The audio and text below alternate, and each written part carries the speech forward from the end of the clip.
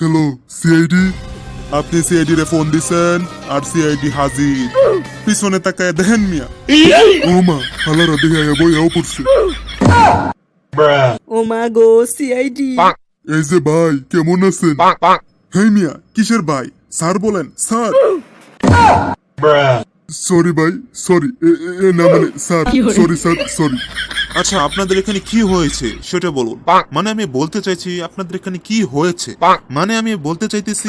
হই মিয়া, এ মানে সারেন আর শুনেন কি হইছে। আসলে এই যে আমার স্যামরা, এই ঘটনা এখন আপনারা সঠিক তদন্ত করেন। মাই গড, কিছু বুঝলে দয়া? না স্যার।